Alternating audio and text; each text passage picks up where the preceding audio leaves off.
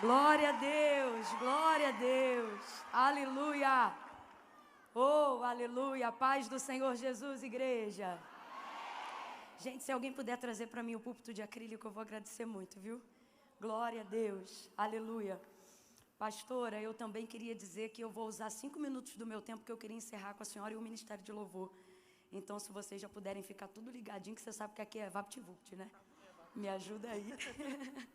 Glória a Deus, está ótimo, obrigada, gente, que alegria, que honra. Nós estamos aqui agora vivendo o segundo período, mas o nervoso e a tremedeira é como se fosse o primeiro. E eu sou já a primeira logo, né? Aí é bom que eu fico com a boca seca no início, mas depois eu posso beber água tranquila e dar glória a Deus com aleluia. Eu quero louvar a Deus pela oportunidade de estar nessa casa, de poder viver esse dia com vocês. Antes de sair hoje do quarto do hotel, podeis assentar, sentem-se. Façam isso glorificando a Deus. Isso, maravilha.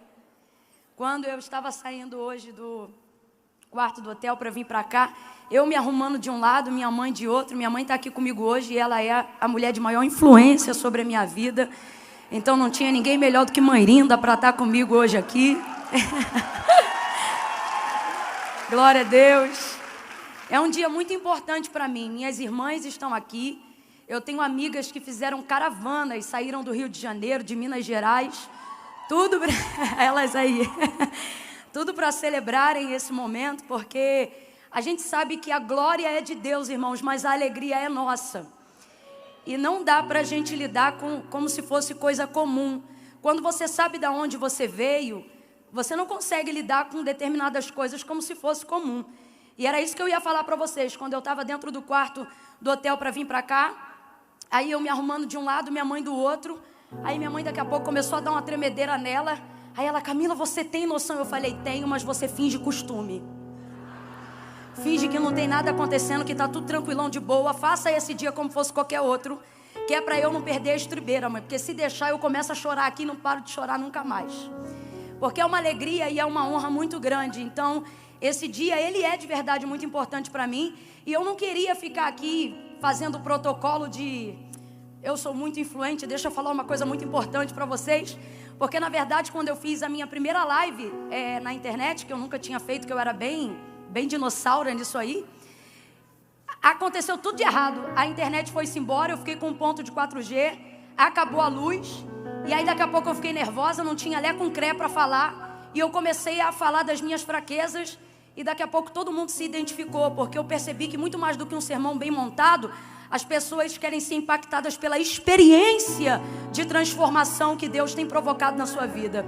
E isso tem tudo a ver com o capítulo 20 do livro, que é o capítulo que me foi confiado para escrever, onde eu manifestei sobre a graça de Deus.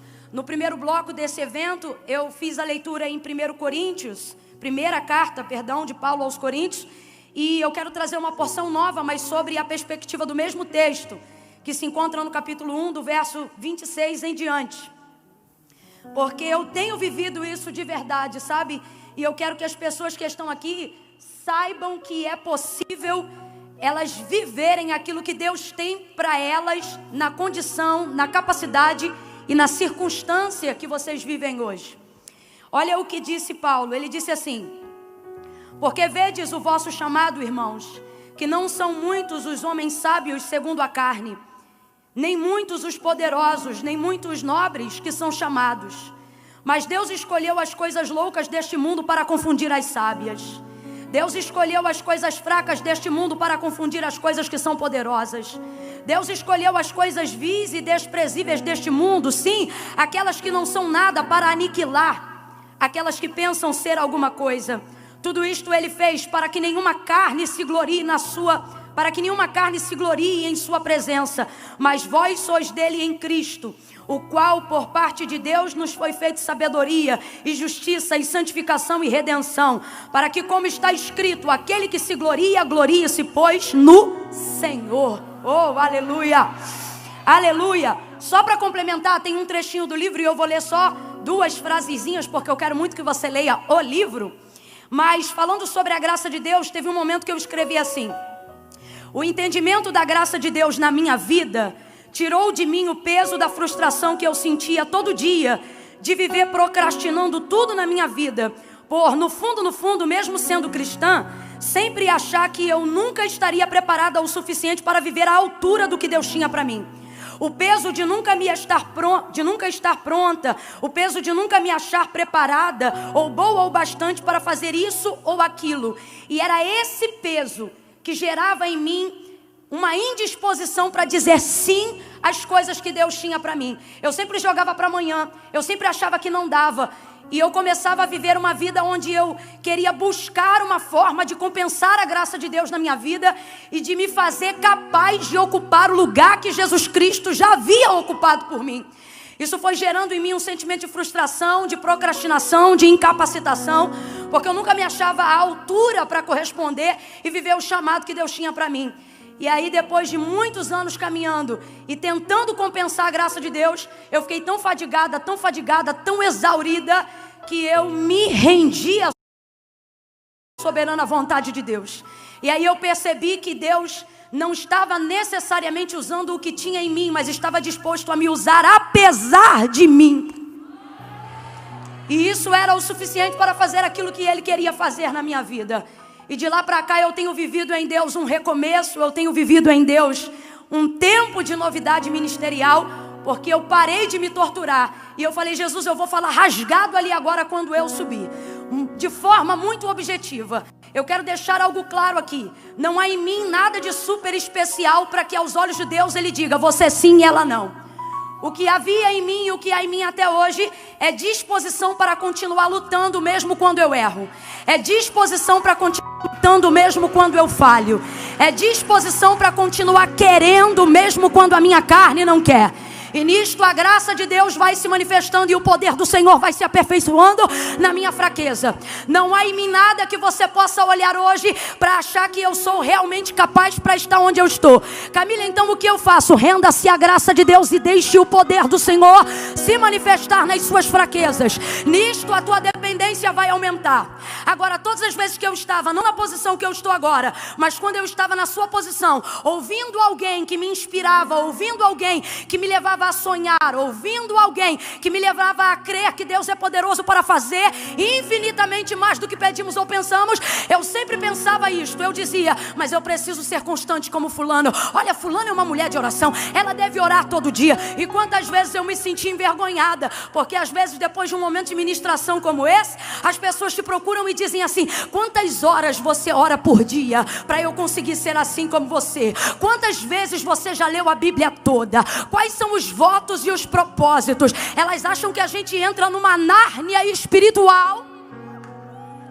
E isso faz a gente ser diferente, quando na verdade, se você observar, o que fazia Paulo ser extremamente qualificado para aquilo que ele foi, não era a consciência do que ele tinha, mas era a consciência de quem ele não era, que dava a ele potencial para alcançar regiões celestiais que nunca antes haviam sido vistas pelo homem. E ao invés dele dizer eu venci, ele dizia, de todos os miseráveis eu sou aquele que me sinto pior. Então eu quero ser objetivo aqui agora e dizer para você que está aqui se esforçando. Tem gente que pegou Uber, outros vieram, sei lá, de moto, bicicleta, gente que fez caravana, parcelou o combustível e não sei quantas vezes.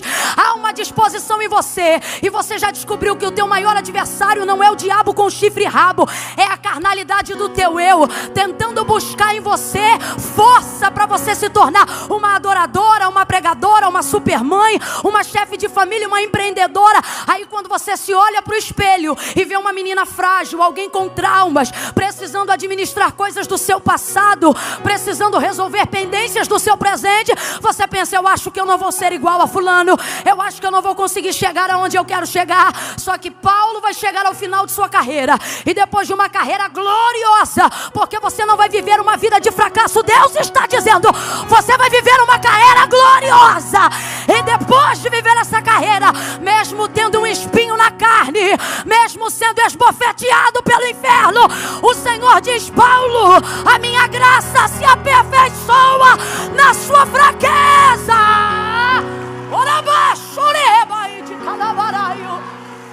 E agora quando ele escreve no final de sua vida a sua carta a Timóteo, ele diz assim, gente, para tudo e uma pausa para Paulo, poliglota, inteligente, instruído, experiente, o missionário transcultural mais extraordinário que já passou pós-igreja primitiva, mas ele vai chegar ao final da vida consciente de quem é. E se tem uma pessoa, porque no estudo sobre Deus, das correntes teológicas, todo mundo diverge sobre alguma coisa, mas eu nunca vi nenhuma corrente teológica divergir sobre as cartas paulinas. Há até quem diga que se por uma desgraça todo o texto sagrado se perdesse e só se restassem as cartas paulinas, elas seriam o suficiente para que a igreja tivesse paradigma de fé, doutrina e salvação. Agora veja, esse homem vai chegar ao final de sua vida, e se tem alguém que pode dizer eu venci, é Paulo. Mas ele não diz. Ele termina o momento final de sua carreira escrevendo uma carta a Timóteo e dizendo para ele: Timóteo, combate.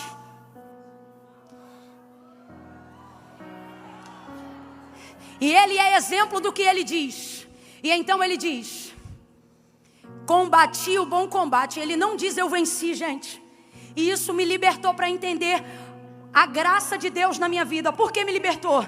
Porque eu pensava assim, eu já descobri que o pior de mim sou eu. Quando você descobre que você se cansa, a gente é bom para expulsar demônio, a gente aguenta terminar jejum, a gente é boa para arrumar casa, a gente dá conta dos filhos, a gente sai cedo para trabalhar, volta, dá conta na cama, aquelas que são casadas, você vai desenrolando a sua vida. Mas quando você dá de frente com você diz, quer saber, eu vou desistir de mim, porque o meu problema não é Deus, meu problema não é meu emprego, meu problema não é meu marido, meu problema não são os meus filhos, meu problema sou eu. Porque você vacila, porque você erra, e aí no final, todo mundo quer investir em você, mas você quer abrir mão de você. Você diz, não, eu não consigo. Todo mundo aqui está entendendo o que eu estou falando. Tem gente aqui que já está numa maturidade de fé, que sabe que o problema não é a igreja, o problema não é o pastor, o problema não é o pregador. A pessoa já chegou num nível de fé que ela admite e diz, sou eu, Camila. Aí quando você pensa, quer saber, eu vou desistir de mim, porque Deus tem promessa assim, Deus tem coisas grandes para fazer na minha vida assim, mas eu não vou conseguir me desenrolar, porque o meu problema sou eu. Então Deus, a gente chega a dizer assim, não é nada com o Senhor não, tá? O problema sou eu. Aí Paulo vai encerrar agora a carreira de sua vida e ele vai dizer, combati. Quando eu li isso a primeira vez, como um barulho de uma algema caindo no chão, foi o que aconteceu. O Senhor disse assim para mim, ei, pare de ser orgulhosa e vaidosa, de querer terminar todos os dias num nível extraordinário dizendo, eu venci. E Ele está dizendo, a partir de agora, termine os seus dias dizendo, combati. E amanhã, combaterei de novo. E depois, vou combater. Porque o fracasso e a derrota não é ter a vaidade de dizer eu venci. O fracasso e a derrota é estando em vida dizer eu desisti de mim. Teve pai que desistiu de você, mãe que desistiu de você, mas Deus te trouxe hoje aqui para te dizer, não desista de você, porque eu não desisti de você. Fica de pé em nome de Jesus. Fica de pé em nome de Jesus. Dá pra gente fazer só a parte que diz vitorioso é. Claro que não é desse jeito, é direito, né? Levante a sua mão aí agora.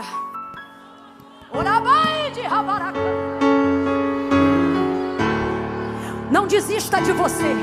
Sabe por que você botou combustível no carro e veio? Porque você não consegue abrir mão de você. E sabe por que você não abre mão de você? Porque Deus não abriu mão de você. Sabe por que você está parado nessa live desde a hora que começou? Porque não adianta, você pode estar tomando remédio tarja preta, você pode ter sido deixada pelo marido, você pode estar desempregada, mas você está viva. Cerra o punho, minha filha, e combata o bom combate. Combate o bom combate. Teu nome infalível é, os reinos vêm e vão, teu trono acima está. Adore o nome dele.